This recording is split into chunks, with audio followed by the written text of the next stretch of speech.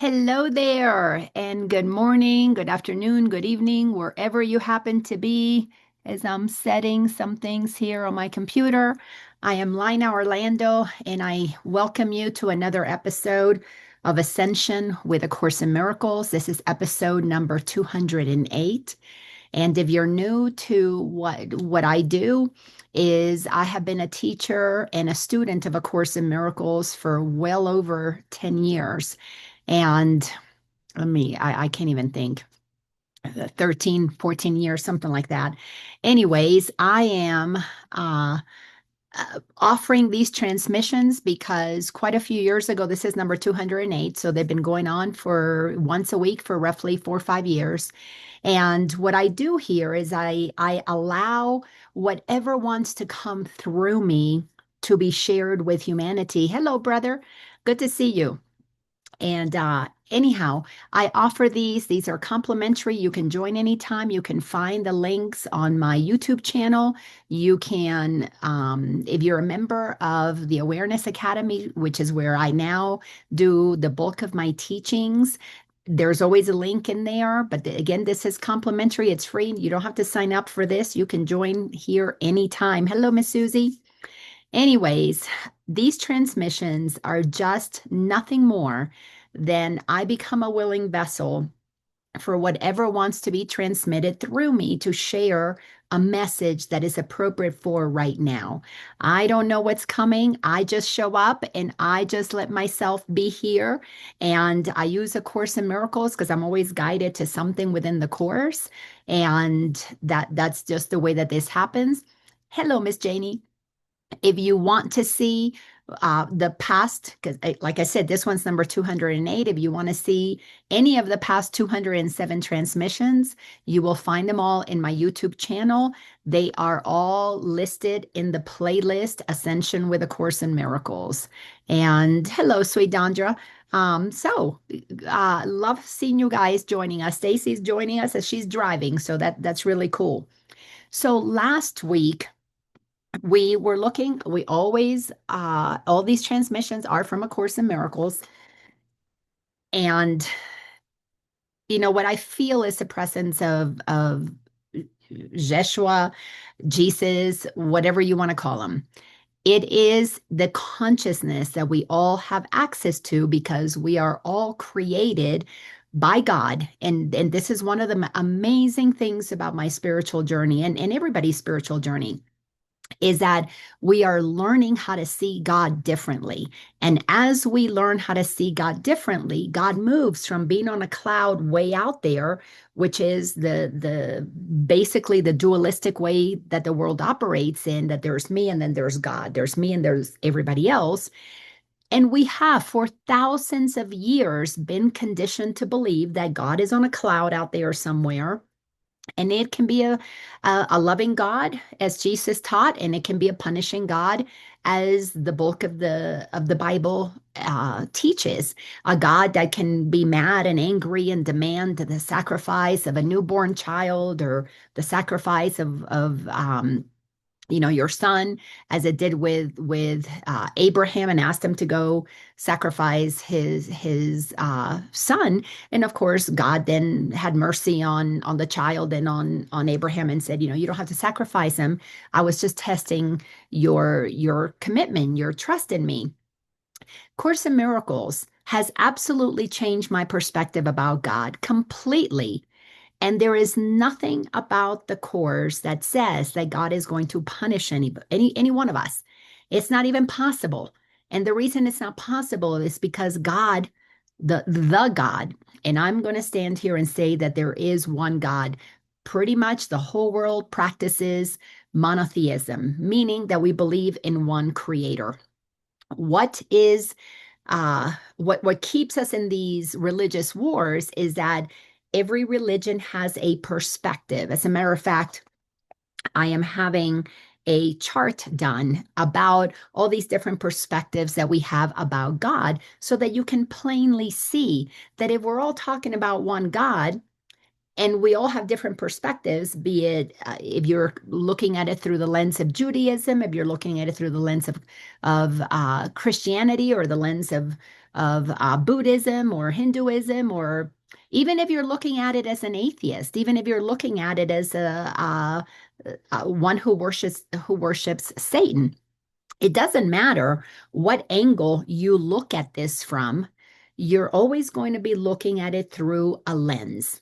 The lens is going to be created by the information that you have grown up with. I grew up Catholic, so the lens that I viewed God was a very scary lens. Yes, Jesus taught about a God of love, but the Catholic Church, the upbringing that I received from my grandmother was always be afraid.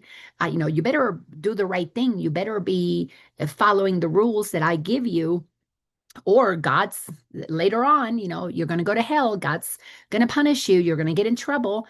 Lightning's going to hit you. I mean, there are so many different things that you're told is going to happen to you if you don't do this, that, or the other. Course in Miracles has made it very simple.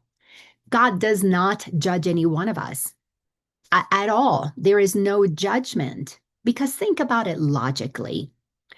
Does a loving parent, keyword loving parent, tell their child, if you don't do this, that, or the other, if you don't do well in school, if you don't eat your peas, if you don't mind your manners, for the rest of your eternity, I'm going to condemn you to a place where you're going to burn forever? A loving parent doesn't do that. A loving parent never says, you will be punished forever. A loving parent redirects a child in the now moment and brings about maybe an appropriate consequence. Now, this world, is filled, because we have free choice, and I'm going to tie this together to the loving parent. We have free choice, free will to do whatever we want. So this world has many unloving parents, many parents who willingly hurt their children. You see this on the news all the time. And it doesn't have to be a blood parent. It could be a step parent. It could be a grandparent. It could be an uncle or a daycare provider. It's all over the news how so many beings actually abuse little children, burn them, hurt them, punish them, banish them. I adopted a little boy when he was 6 years old. And when we adopted him, sweet little Tony, what a blessing that child has been. He's 30 years old now, a blessing in our lives. But we decided to adopt him because he had a mother. She was a white woman who was dying of AIDS, and her husband or boyfriend, I don't remember the relationship there, had already died of AIDS, and he was a black man. The white family didn't want a black boy. The black family didn't want a white boy. Absolutely, in my mind, that's crazy. But we found out about it through a church that I happened to be attending in Georgia. And we first wanted to foster him, but the insanity of the system wouldn't let us foster him because we lived in a different county. So we just said, because I'm one of these people that if something is placed on my heart, I don't stop. And I knew we needed to help this little boy because his mom was terminal. And we just said, the family got together. My husband and I at the time got together with our kids, and we said, okay, we had already met Tony. We can foster him. What do you guys think about adopting him and making him a permanent member? And everybody, the kids were like, absolutely. So we adopted Tony, and he's part of our family. And of course, the more that I talked to him, the more I found out the level of abuse that he experienced as a child. And it's unconscionable. A loving parent doesn't do that. So who does that? A parent who has disconnected from the love that they are. Meaning a parent who has created barriers to loving. And they create barriers to loving because they themselves learned that it's okay to block love. So we become selfish, we become greedy, we become jealous, we become angry, we become intolerant, we become, you don't trust God, obviously, when you do these things, because you are trusting a voice within you It's the ego boys.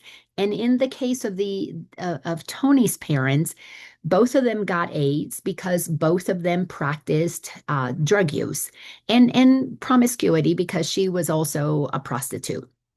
So this little boy came with all of this baggage.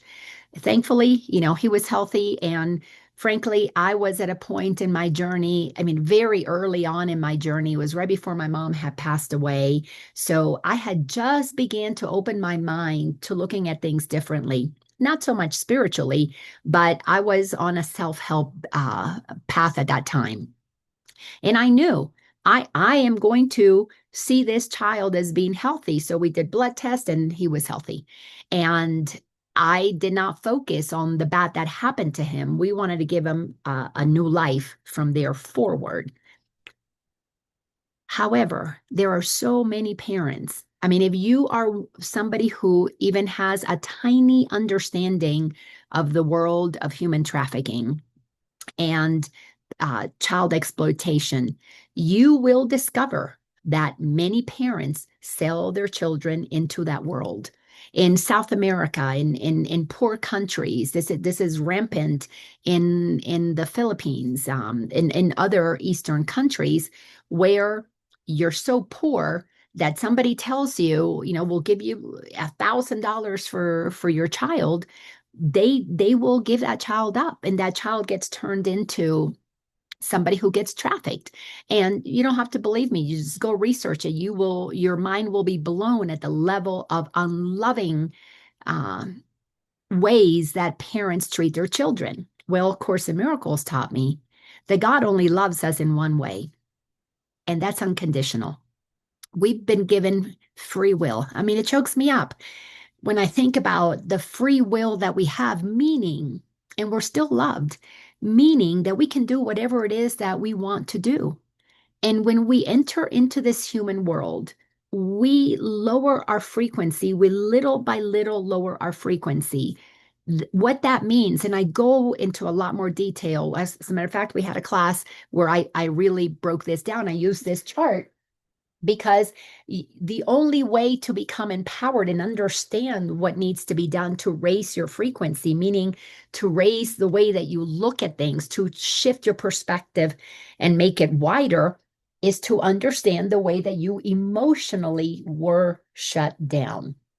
Now, when I say you were shut down, in this third dimension, we choose to incarnate and know that we're coming to a place where we have to forget the truth of who we are. So we are raised by unconscious parents who themselves were raised by unconscious parents, and they bring us down to the level of consciousness that they're at, or at least they try to. And I had a grandmother who operated with fear and guilt, and it was all about making sure that I had the fear of God in me so that I would live my life right. Well, she operated from very low frequency. My mother, my father, they were questioning religion more, my mother, than my father. She was atheist, and she was like, I'm not buying into this mean God in the sky story. She was expanding her awareness. So she gave me the ability to question what my grandmother was saying, and my father, because he was more practicing Catholicism. So my mother, being of a higher frequency, basically told me, don't believe that stuff that they're teaching you. So I like to say that I actually grew up more confused than I really did Catholic, because I went to Catholic schools. I had nuns as my teachers, and all of that stuff, wore the uniforms, and did all of that up until I was 14 years old and came to the US. So I grew up going to school during the day, hearing all these stories about what I should be afraid about God. And we had mass every single day. We had mass. It was always in Latin, so I didn't know what the heck they were talking about. But the teachers translated, let us know to be afraid. We better be afraid of the Mother Superior. And I went to see the Mother Superior many times. I was a rebellious little child. I had my own opinions. Thankfully, because my mother helped me have my own opinions. And then when I got in trouble and I went home, my mom would say, "At a girl." My dad would say, "What kind of a girl are you? What's wrong with you?" So confusion was part of my upbringing. Today, I'm grateful for it. Back then, it was a little unsettling because I didn't want to get in trouble, but at the same time, I was having my doubts about what I was hearing. So, depending on the consciousness that you are raised inside of and that you drop down to, all of it is done by free will. We choose to incarnate. We choose to have an experience of separation from God, even though we're still in the mind of God because we're inside God. We cannot not be inside God. If we were outside of God, God wouldn't be infinite because God would be here and we would be out there, meaning we would be separate. And that would validate separation and duality, but that's not the way that it is. We are inside of God. God is infinite. We are inside of God, meaning that we are an idea inside of the mind of God. God created us because God wanted us. God wanted to experience who we are and express itself through each and every one of us. But we have free will. The ultimate gift that you can give any child is free will. A loving parent tells her child, you can be and do whatever you want to do, whatever it is. An unconditionally loving parent that has a child that commits a murder still loves that child when that child is in jail for committing that murder. Doesn't mean that you condone. God doesn't condone what we're doing.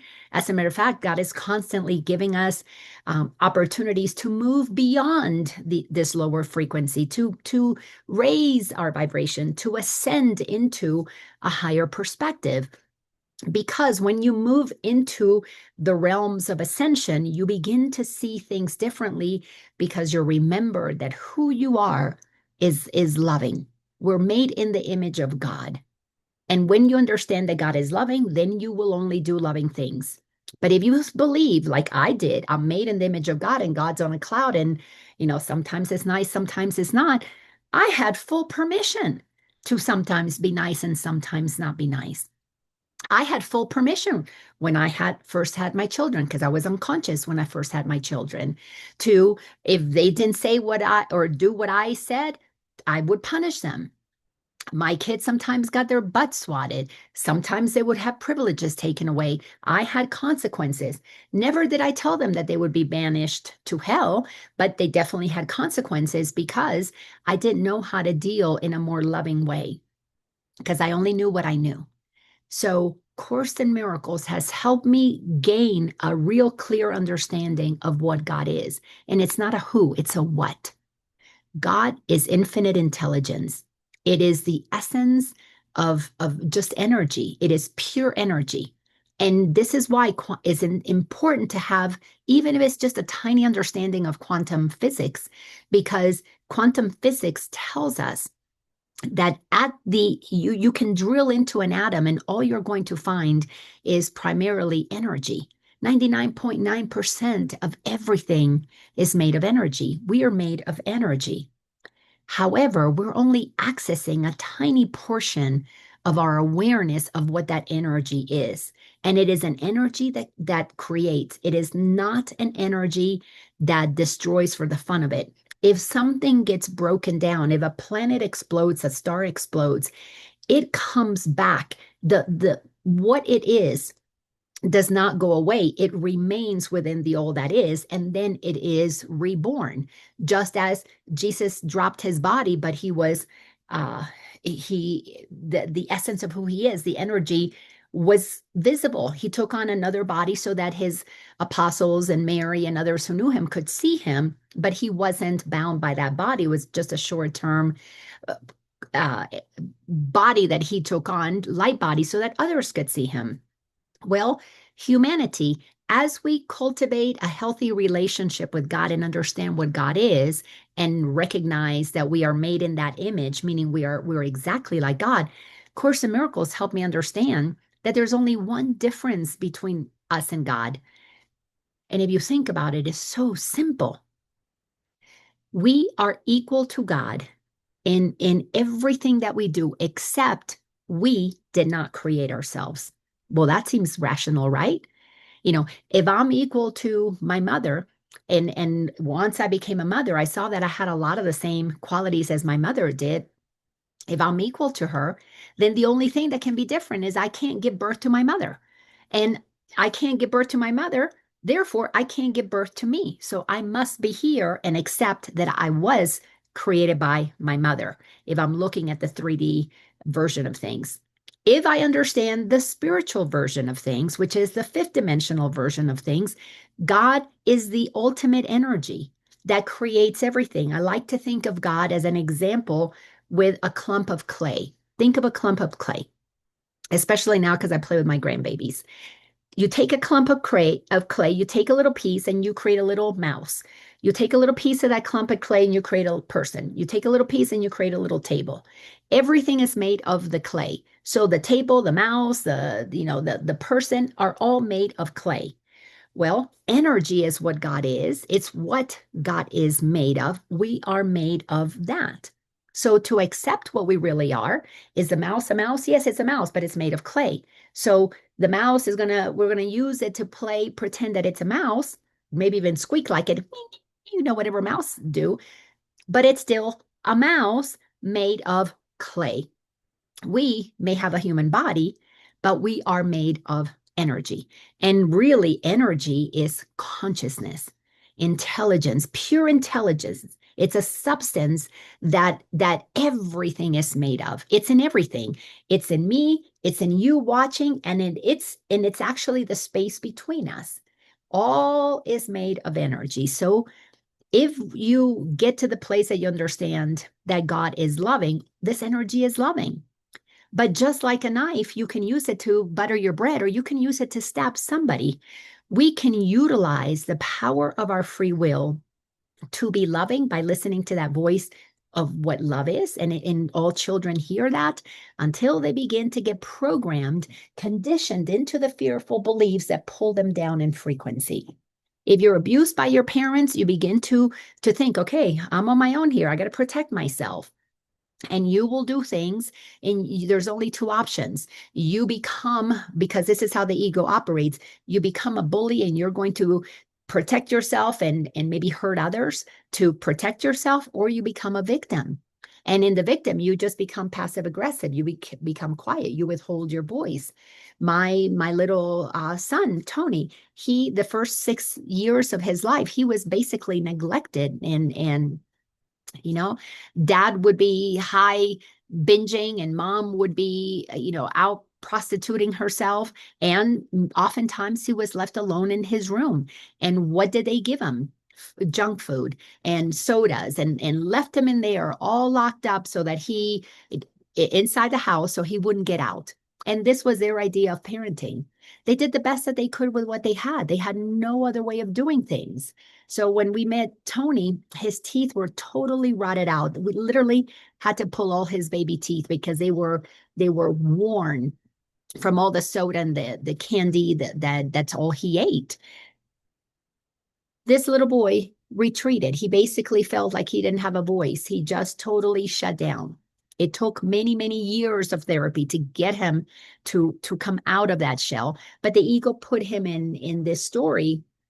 And it's still a story that runs him for much of his life today, where he doesn't feel like he's smart enough or good enough or worthy enough or doesn't deserve the family that he has. I mean, we still have to remind him of how worthy he is. Others decide, okay, you hurt me, well, I'm going to hurt you back. And then they become parents. And what do they do to their children? The same thing that was done unto them. So understanding the source of who we are is crucial, because you will discover that it is not what religion has taught. It is so beyond that. But many, many, even in religious circles, have experienced the truth of God, and they speak of that. There are so many saints in the Christian religion who had those encounters with God. But there are others that don't fall into those religions who had encounters, and they come back and tell us of the love, of the beauty, of the benevolence, of the magnificence, of the absolute joy of being in the presence of God, because it is such a high frequency, loving experience. So Course in Miracles has taught me that. And I recognize now that my free will, the way that I use free will, is to choose which voice will I listen to. The voice for God, the voice for the ego, the voice for love, the voice for fear. And in the world, you can see those who listen to the voice for God are loving, are caring, are gentle, are generous, are compassionate, are open-minded. They are in a state of sharing. They share because they know that to give to another is to give to self. Why? Because they realize that we're one. And then you can look into the world and you can see those who choose, because we have free will, to listen to the voice of their ego. And those are the ones. There's greed, there's lying, there's cheating, there's deceit, there's vengeance and abuse and guilt and shame, and the list goes on and on and on, because they descend into those lower frequencies where all of that powerlessness, sensation of powerlessness and victimization causes them to then want to ascend the ladder of power in a way that allows them to then have the power to utilize their positions to force others to do things, because that's what they learned, because they were, as children, forced to do things that they didn't want to do. So we have to understand the psychology of it. Course in Miracles is really a mystical psychological book. It teaches mysticism because it teaches what God is. It speaks of love. It speaks about our eternal nature, but it's psychological because it is teaching how to unravel the way the mind has been conditioned to believe things that are not true. And when you believe things that are not true, if you believe them, they become true to you. If you think I'm not good enough and you're believing what it's not true, nobody cannot be not good enough, because if we're all made in the image of that which is all that is, you must be just as much all that is, capable of experiencing and accessing all that is. But you don't, because your mind shuts down and you begin to believe that you're less than. You begin to believe you're not good enough, you're not capable enough, you should only do this. Well, you're blue collar because your dad was blue collar, and you're white collar because your dad was white collar, and you're stuck into these ideas of who you can be. Oh, you're going to be a teacher because your dad was a teacher. You're going to be a doctor because your mom was a doctor. We're put into boxes, and little by little, our mind begins to be formed and shaped and solidified into a very small identity of what's possible for you.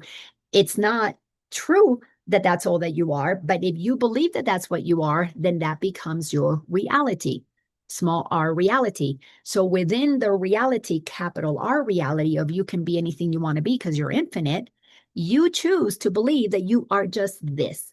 And so we wind ourselves down into a very small potential of what we can be. Nothing wrong with that. If you want to be a doctor, be the best one you can be. If you want to be a stay-at-home mom, be the best one that you can be. But it doesn't stop there. Because what happens is we begin to compare and contrast ourselves with others. Well, I only have this and they have that, and we are the same career, but they've got so much more. Jealousy kicks in, greed kicks in. The Bible tells us those 7 deadly sins, that greed, that gluttony, there's just not enough. And the reason there's not enough, you always wanting more, more, more, is because you put yourself in such a small box that you forget you have access to all that is. But the mind has to be trained into breaking down the mental barriers that create the limitation of who we think we can be. Because if you accepted yourself as God created you, you're created in the image of God.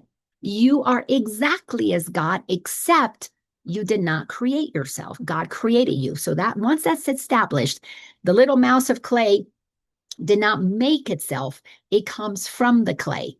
So once we get honest enough to accept, okay, God created me, then comes the part of, then what am I?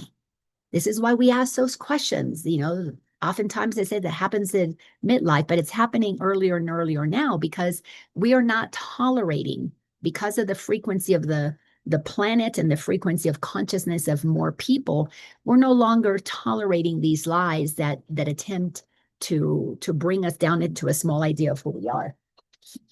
This chart explains it better. If we are all that is, and we spiral, we wind ourselves down to a tiny mad idea, crazy idea, as the Course calls it, that you are less than how you are as God created you, and we create a life with that understanding, well, there's going to be a lot of suffering involved. because you don't believe you can be healthy enough. If your mom had cancer and you've been conditioned to believe that cancer, mom had it, you're going to get it, then you're accepting that that's the lineage in your family. I stopped about 10 years ago when I began to understand this. I remember going to a gynecological appointment, and I hadn't been there in a couple of years. So I had to fill out new forms, and I'm filling out my forms. And give me the history of your mother and your father's illnesses. And I was like, NA, not applicable. And when I went in and had my meeting with a nurse, she says, what does this mean? I said, I do not claim anything that my parents had. So do not look at me as somebody who can potentially get what my mother or my grandmother had, because that is not my reality. Of course, they looked at me a little crazy, and that was okay. I knew I was becoming saner inside, but to them, of course, I sounded crazy because I wasn't participating in the conditioning that formed the reality that most people are inside of. So we got to pull ourselves out of that belief system. And of course, there were lots of other beliefs I started breaking from. And yeah, I was considered cray cray for a very long time. But so what? For a while, I was woo woo. And then to everybody else, I was cuckoo. Who cares what label people put on me? I knew who I was because I was accepting the truth of who I am as God created me. I was learning to be under no laws but God's. But that's because I was looking at things from a very different perspective. I was allowing myself to expand my consciousness.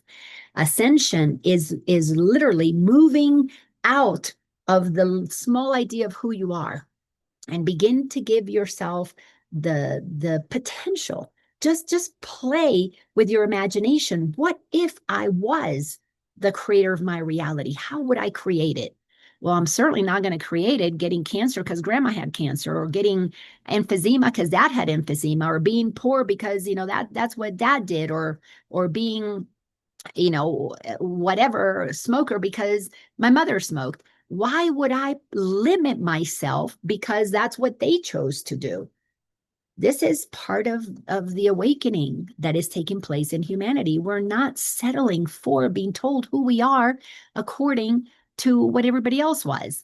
Let them have their stories. You create your own. Why? Because you have free will. Now, if you want to create your story that you're going to get cancer because grandma had cancer, mom had cancer, go for it. I absolutely bow to anybody who is choosing to believe the thoughts in their head and don't want to question them, because they're creating.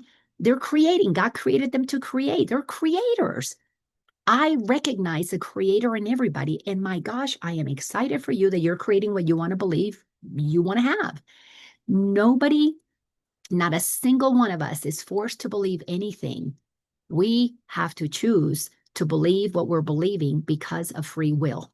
Now, the trap that we get into is the ego's need to be right causes us not to question our beliefs because we don't want to be wrong. And the only reason we don't want to be wrong is because when we were children and we were being raised, being wrong got us a punishment. Being right got us a reward. So we will defend things that are not true because we want to be right, because the reward of being right feels way better than what to the ego becomes punishment, which is admitting, I didn't know, I was wrong. One of the most beautiful things that happened in my journey was when I began to go, oh my gosh, I have been wrong about so many things.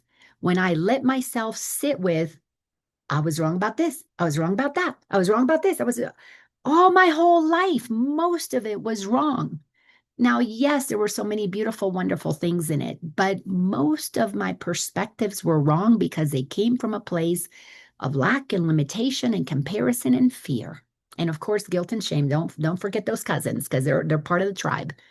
And as I began to look at why was I feeling fear, why was I feeling shame and guilt and worry and feeling lack and limitation, I began to see, oh, I got this one from mom. Oh, I got this one from dad. Oh, this was what grandma said all the time. And this is what dad said.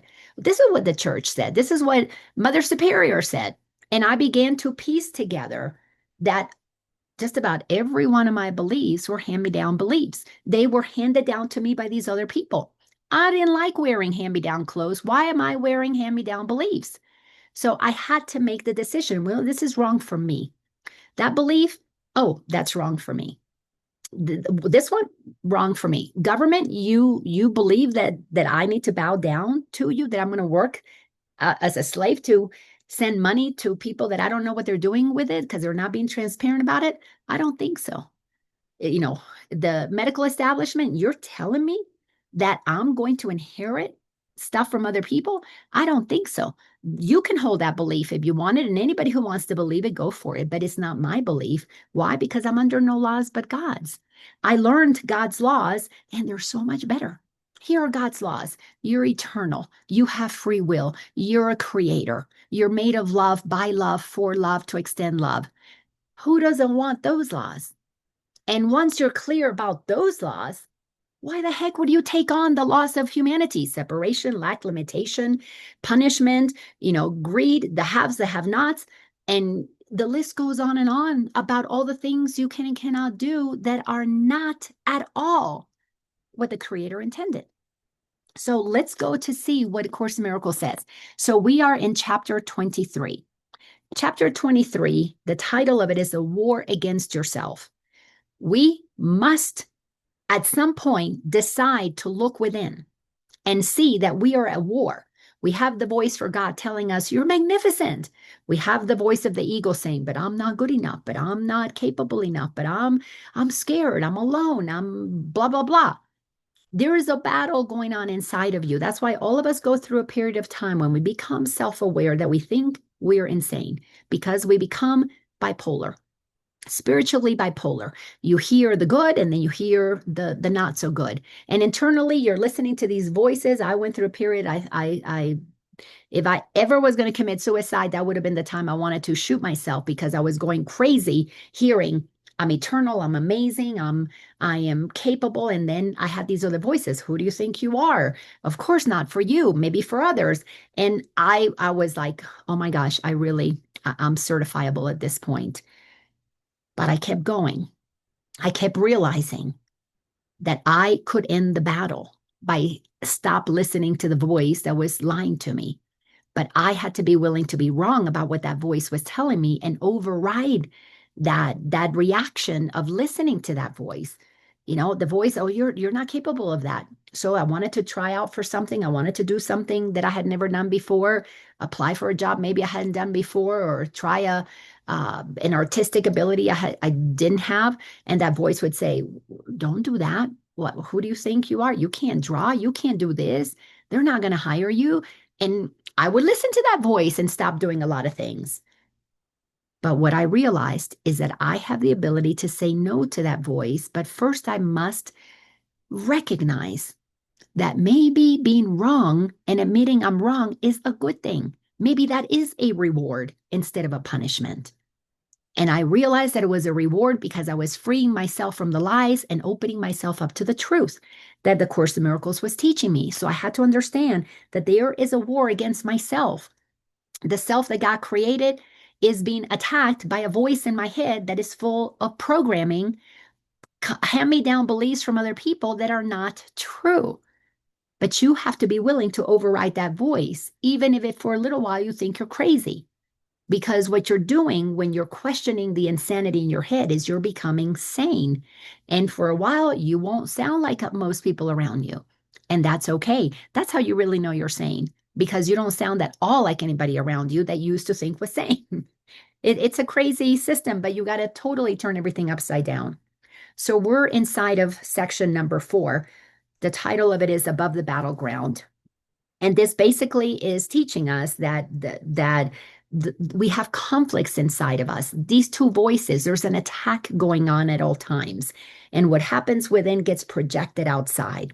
So the last couple of weeks, we've looked at paragraphs 1, 2, 3, 4. Today, we're going to look at paragraph 5. Last week in paragraph number 4, we saw that the lovely light of your relationship is like the love of God. Every relationship that we have with another, with a pet, with nature, The light that is in that relationship that makes it lovely is like the light that is in our relationship with God. We are being invited to open up to a relationship with a loving God. But to do that, most of us have to be open minded to the possibility that the God that we know about is not accurate. So we have to be willing to be wrong about the God of fear and open ourselves up to the God of love.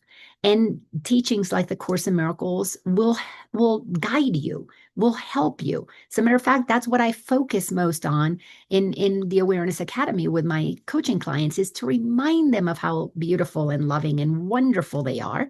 Some of you who are in those classes, you know what I'm talking about. And doesn't that always leave you feeling good about yourself instead of coming into a class where you're told, well, you're not good enough, you're not blah, blah, blah, blah, blah, which is what the world likes to tell us. Turn on the news, that's what the world is telling you. What's wrong with everything? So in paragraph number 5, it states, be lifted up and from a higher place look down upon it. This is the previous paragraph is talking about the overlooking of the battleground is now your purpose. The overlooking of the insanity is now your purpose. So be lifted up, meaning take yourself to a higher frequency. Do the work of moving through the levels of consciousness. Look at your fears, look at your jealousies, look at your guilt and your shame, and move yourself up. Because when you move yourself up, you begin to see more with God. You're expanding your awareness of what is possible. From that place, look down. But what most of us are doing is we're in shame and powerlessness and victim talking to other victims. And we sit around the water cooler gossiping about those other bullies, the boss who did this to us, the person who cheated us. And we sit here and we're talking and complaining. Why? Because misery loves company. But when you do the work, when you stop minding everybody else's business and you move out of the gossiping world and you move into the world within and you start taking an inventory of what you believe about yourself, little by little, you move out of being in alignment with ego and you begin to ascend to see things from a different perspective. Of course, it takes a while to do this because we can't just shift ourselves in believing one thing today and then 30 minutes later we think something else. That's not possible. The mind has to be trained into changing your allegiance to the world of the ego, and a lot of it was taught to you by people you loved and trusted. So we have to go through a period of time of forgiving, my grandmother, my dad, my mom, the beautiful sisters that were in the convent that I went to, or the Catholic church that I went to, forgiving them. They only knew what they knew. And once you begin to expand, as we've had other classes tell us, you got to go back to the beginning of that thought system. Where did that start? And you will see that everything has a starting point. If it's human, it has a starting point. And then what was there before that? If God is infinite, there's a lot there before the humans began to have their thought systems.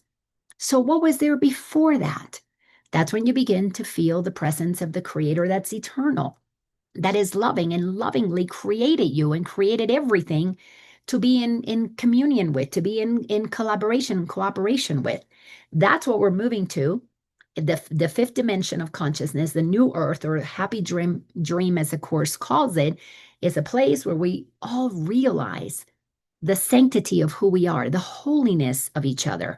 From that place, there is no lying and cheating and better than and 1% and 99%. None of that will be possible for many reasons. One of them is we're going to have telepathic abilities. You're going to be able to read everybody's minds.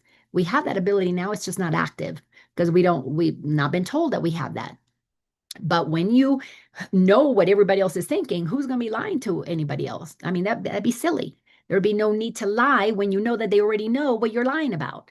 So when we are operating in total transparency and the knowingness of the truth of who we are, absolutely magnificent, beloved beings, everybody else becomes our beloved brother, our beloved sister. Who's going to hurt anybody there? Well, that's the utopia that we're moving towards. That's the heaven that we're going to co-create on earth. But you can't have that. You can't have this kind of an existence If you're still by the water cooler gossiping and whining and complaining about everything else, you got to make a choice, this or that. You have free will, so you can pick whichever one you want, but you can't stay very long in both. You're eventually going to have to pick one. And when you're in both for a while, you realize that one feels a lot better. And one becomes your only choice.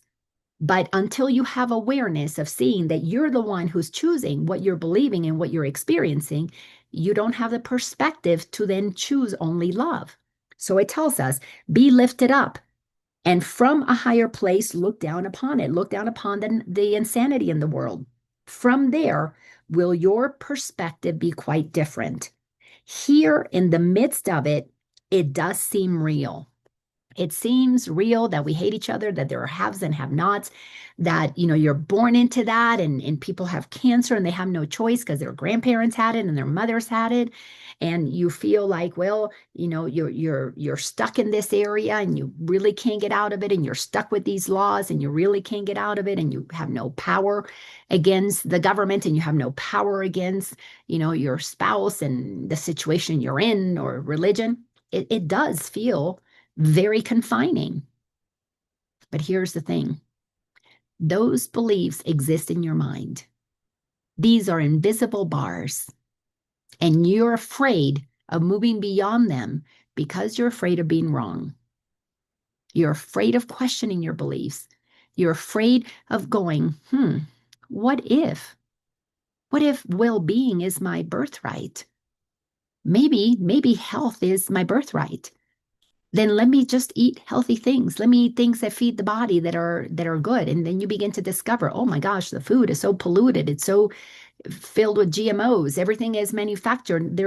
Everything that comes out of a can has zero nutrients, pretty much zero. And then you decide, well, I'm going to start growing my own food. And then you start building a garden. And the next thing you know, the HOA comes and tells you can't do that. And the HOA tells you, well, because the city says that you can't grow food in your garden. You're like, wait a second, God gave us this planet. What do you mean I can't grow my own food? Well, because we have ordinance number, blah, blah, blah, code number, blah, blah, blah. And you begin to realize, who made up all those rules? When was there a code or an ordinance that I can't grow food in my garden? Who made that up? You will find a beginning point. What was there before that? You can do anything in your garden. Who started making these up? Humans. So, are you going to be under God's laws, that you're the creator of your own reality and you've been given a planet to do whatever you want with? Or are you going to, buckle down and, well, I'm going to have to follow the rules. I don't want to mess up, get the HOA mad at me. I don't want to get the city to come after me. So I'll stop growing my vegetables. I'll just go buy them at the grocery store because I'm so busy working, 30 hours a day because I got to pay the bills and pay the mortgage so I can pay the HOA to tell me what I can and cannot do. And that's the way that we live our lives. I mean, it's crazy, but we we buy into that. All invisible bars in our head, made up of beliefs that keep us imprisoned. That is how we are controlled. That is how the 1% controls us, because we believe the shit in our head. We don't question it. And the ones that do, well, they make examples of them. They get shot or they get crucified. And then we don't want that because we're afraid, because we think we're a body. We don't remember that we are not a body. And so what? Let them shoot the body. Let them crucify the body. If you know the truth of who you are, you're not bound by the body. You know that, that saying, give me liberty or give me death. You prefer freedom and liberation. Then you want to live in fear in a body confined into a prison made of invisible bars that are just in your head.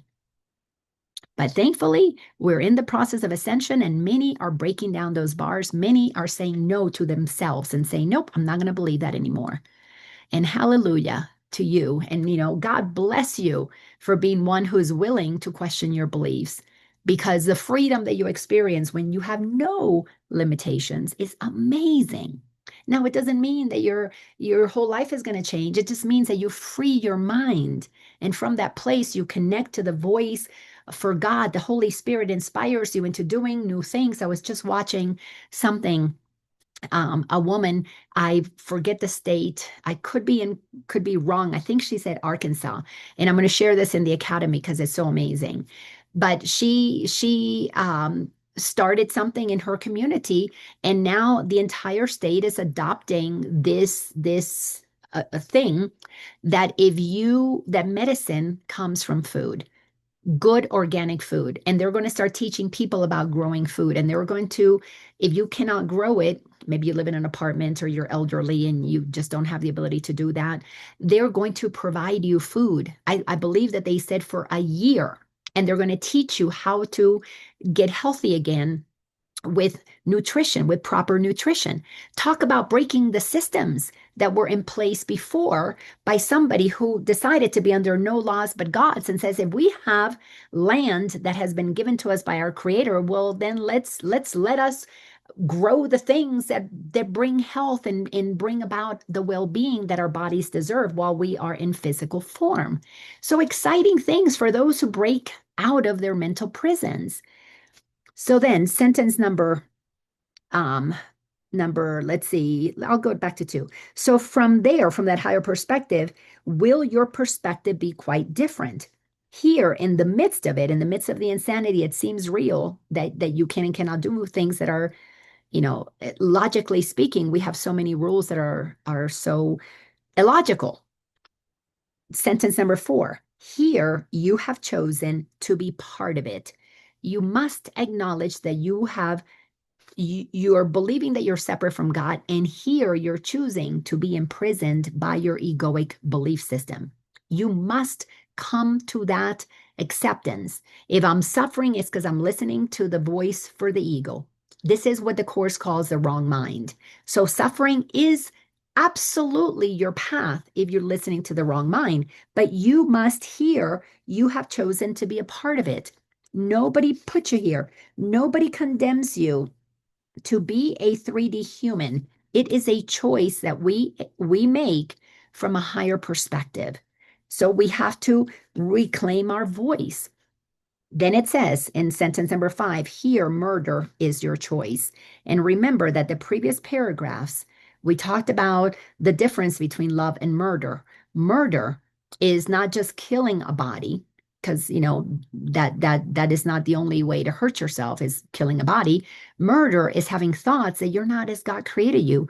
Murder is to kill the creativity in you, to murder your ability to be loving, to block it, to stop it. We have to understand that here murder is your choice.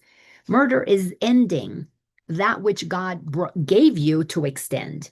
You can kill it here. You can kill that dream. You can kill those abilities. Sentence 6 says, yet from above, the choice is miracles instead of murder. So as you begin to raise your awareness, you want to have a miracle, meaning you want to change your perspective. You begin to say, well, God, how do you see it? Instead of how does the ego do it? How does grandma, how did she did it? Well, you have to gain enough pride in who you are as a child of God and demand. You must demand now, instead of with the ego demanding of others, you must demand of yourself the discipline that comes with the honesty that builds the consistency of remembering the truth of who you are and then living from it. First, we have it in our head and we talk it.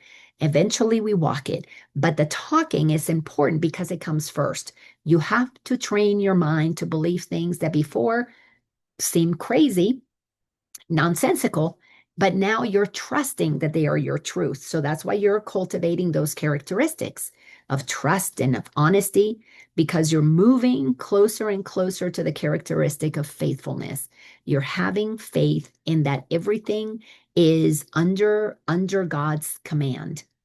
And if you are operating outside of God's laws, you're operating in a bubble that's going to feel like a prison, but you can because you have free will, because that's what unconditional love does. That unconditional loving Father, Mother, God said, do whatever you want. You will always be welcome home as a prodigal child that you are. But when you know that, why suffer? Why eat with the pigs like the son did? Come home and have the feast. You are entitled to that if you give yourself permission. That's the thing. Nothing here happens without your willingness to let it be so, without your willingness to let it be fun, to let it be easy, to let it be joyful, to let it be abundant. You have to decide that it is so instead of believing the thoughts in your head that create the prison that keeps you, well, no, this is all that I have. Well, admit this is all that I have because it's all that I want, because it's all that I say that I'm deserving of. Break those barriers, and man, you will not have prison walls anymore. So, sentence number 7 says, and the perspective coming from this choice that you're choosing miracles instead of murder shows you the battle is not real and easily escaped. The battle between good and evil, between ego and God, is really not real because nobody's going to be God. Nobody is going to be good. It's not possible. The light always wins. But while you're believing it, you're playing out the part of the one who's oppressed, the one who is the victim, the one who's the bully. Once your mind is made up that this is not my reality, then what comes flooding in is the remembrance of who you are as God created you. And then from that place, there's no limitations. Now you're not concerned about the body. It'll be temporary. So as long as you're here, you're going to let life be fun and easy and joyful and abundant. It may not look that way to the outside world that is used to measuring those things based on how big your house is and how big your car is. But in your bank account, when those things don't matter, you know that you always have what you need when you need it. And you live from a place of peace, trusting that it's going to be taken care of because you want it taken care of, because you are the creator of your reality. It's just amazing when things change like that. Sentence number 8 says, bodies may battle, but the clash of forms is meaningless. You know, all those wars that we have been accustomed to, World War I, World War II, World War III, this battle, that thing over there. Humans do that. And humans do it for one reason. One wants to be right over the other. One wants to overpower the other. That's not love. That's not brotherhood or sisterhood. That's insanity. But we all bought into that. We all worked and paid our taxes and sent it to our government so they could keep us safe from the Middle Eastern people or the whatever, the hijacker, whatever it is. We bought into that. And then we funded the wars against our brothers and sisters who were equally as deluded because they were believing that we were the enemy. When you stop feeding that insanity, you begin to remember who you are. And as you remember who you are, you're not going to be battling anybody. The battle comes inside. You then begin to focus on the battle inside. And that is, you take dominion over your mind. You train yourself into being the observer that observes the emotions that come up, those irritations or invitations to see what your ego was thinking when you were 1, 2, 3, 10, 20, maybe past lives. And you begin to say, I'm not going to believe that anymore. Then you tell your ego, no, sorry, I'm not going to listen to that. You stop listening to the ego. That's how the battle ends. You stop listening to the insanity in your head. But before you can stop listening to the insanity in your head, you have to become sane enough to see the insanity so that you can choose differently, so that you can use your free will to say, no, today I'm not going to believe that I'm not good enough. No, today I'm not going to believe that the 1% has more rights to abundance than I do. No, I am not going to believe that. No, I'm not going to believe what my ego tells me that I should be mad at mom for what she did to me 30 years ago. I'm not going to play that game anymore. I'm going to open my heart and love. And the first thing that love does when it comes up against that old barrier is forgiveness. I forgive her. She did the best that she could with what she had, and I forgive me.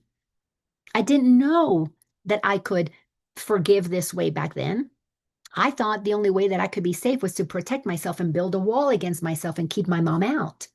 See, that those are those invisible prison walls. You have to make the choice to go inside and take dominion over what's happening within you, because that is where the battle begins. And then it gets projected out there. Once you stop it in here, you're not going to buy into the divisiveness out there. You may still pick a side. You may still have a, preferred football team. That's perfectly okay. You're going to have fun with that because you're in the world. We're in it. Okay. But you won't be of it. You won't buy into that the winner is better than the loser, or that the 1% should have more than the 99. That hunger is acceptable. that war is somehow desirable. That you know that becomes really clear. It comes from a place of insanity within. So, sentence number 9 says, and it is over when you realize it never begun. So, the battle that is happening is happening because you're believing that it is real, but it ends the minute that you decide you're not going to participate in that because you realize it never was begun. Here's a crazy thing. The crazy thing about all of this, we've never left the mind of God. We have always been held in the loving embrace of God. And God knows that we are safe there, but we are dreaming a dream of separation. We're dreaming a dream that things are bad. But then when you wake up from the dream, meaning you have the death experience and you're not bound by a body, then you realize, oh my gosh, whoa, wasn't that fun?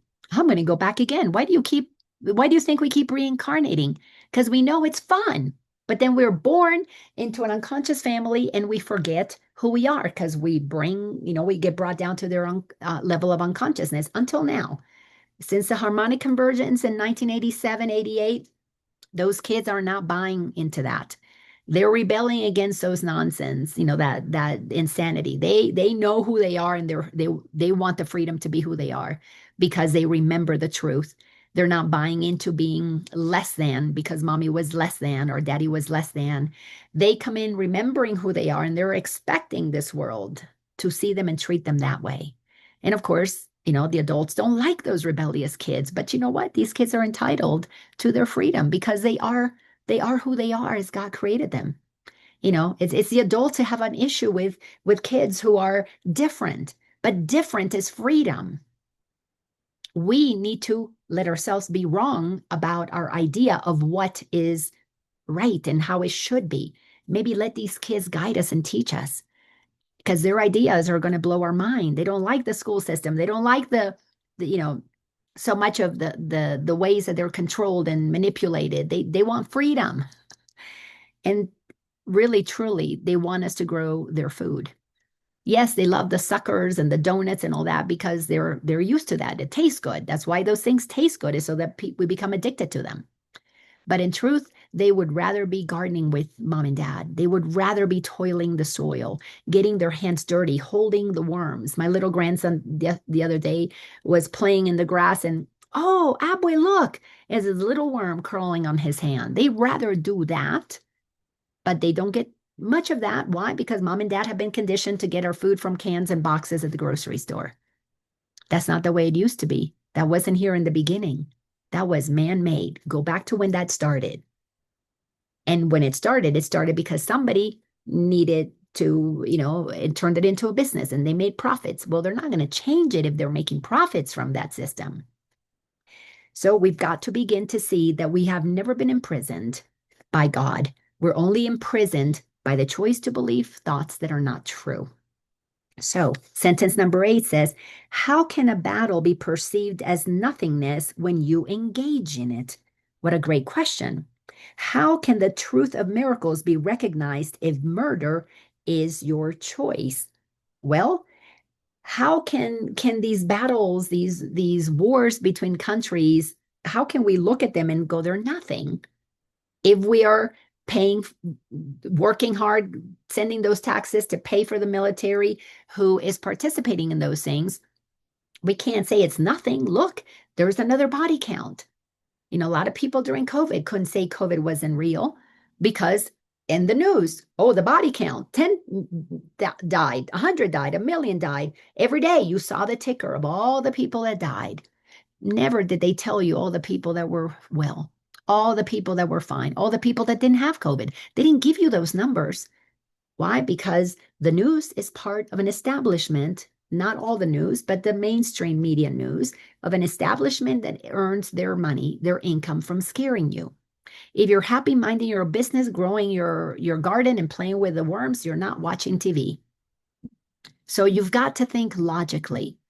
All of these things have no power over you if you decide to not believe them. That is why they become nothing to you. I love seeing the highlights of what's happening in the world today because I look at it as a form of reminding me how creative people are. There are people over here that are playing the game of wars. There's people over here, they're playing the games of negotiations for peace. There are people over here who are playing the game of poverty, and people over here who are playing the game of wealth. Everybody has free will to do whatever they want to do. I just like to see what's happening because I like to pay attention. Who's running the world? So I make my decisions about who I'm supporting based on who has the highest consciousness. And it doesn't mean that they're out of ego. It just means that they have more, they're listening to more Holy Spirit and less ego than maybe the other one who might be listening to more ego and more and less Holy Spirit. All of us are listening to the Holy Spirit. It's there. It does not go away. If you're alive and breathing, you're listening to the Holy Spirit because Holy Spirit is the voice for God, which is the essence of the life force that powers you. So you cannot not be here and not have the voice of God speaking to you. But you can turn that volume down and not listen to it, which is what happens when we start turning the volume up for the ego. And once you listen to the ego, once the ego is where you go to for 90% of your information, your thoughts, then you can only go to the Holy Spirit 10% because that's all the room that you're leaving. So you have to train your mind to lower how much you listen to the ego, and you begin to automatically hear more of God's voice because it never stops speaking to you of life, of liberty, of happiness, of well-being, of abundance, of collaboration, of cooperation. All of those creative ideas begin to come to you, not because you didn't have them before, but because you were choosing not to listen to them, because you needed to be right about what your ego was telling you. And the only way to listen to the voice for God is you need to begin to tell your ego, no, that I'm not going to listen to that. That is the battle within. So stay out of the business of the battles outside. Come inside. Find the voice for God. It will make you feel so happy, so joyful. And then you will realize what you're seeing out there has no power over you. It's nothing. If you come inside and listen to the voice for God, you will learn the laws of God's. And when you begin to follow the laws for God, you will be in this world, but you will not be of it. You will be moving to the beat of a different drummer. But my gosh, you will not be in fear. You will not be in suffering. You will not have guilt or shame. You won't be stealing. You won't be cheating. You won't be revenging. All those things go away because they're not part of a knowingness that we're connected, that there's abundance, that there's more than enough. And from that place, you begin to feel like a little kid in a candy store. There's so much. Or maybe I should rephrase it, a little kid in your own garden picking your favorite, strawberries or favorite fruit. It's amazing. So how can the truth of miracles be recognized if murder is your choice? Well, if you're choosing to hurt yourself, to crush the beauty, the essence, the magnificence of who you are and of everybody else with the lying and the cheating and the gossiping, you won't be able to hear the miracles. The miracle is only audible to one who wants it. That is how much we are loved. God loves us so completely that it allows us to do things that feel like suffering in this lifetime, but only to the physical body. You cannot kill a soul. No soul has ever been harmed in any egoic shenanigans that have ever happened. You have all of the power within you. God already created you, so you don't have to worry about that. So now what do you want to create for yourself? But you have to choose between love and fear. You have to choose between light and darkness. And the only way to understand what that is to see how it operates within you. The course is so simple, but I know it's not easy because oftentimes it requires that we get a little help making sense of some of this stuff that can feel so daunting, but it really is simple. So if you want a little help, come join us in the Awareness Academy. All the links are inside of every YouTube. You'll find those links. If you enjoyed this, share it with others. If you want more, come back next week. I'll be here. And thank you all so much for being here. And if anybody has a comment or a question, unmute yourselves and share. And if not, we will say goodbye and I'll see some of you all later on today. Anybody have anything you want to say? Peace out. All right. Love you all. Till next time. Bye bye.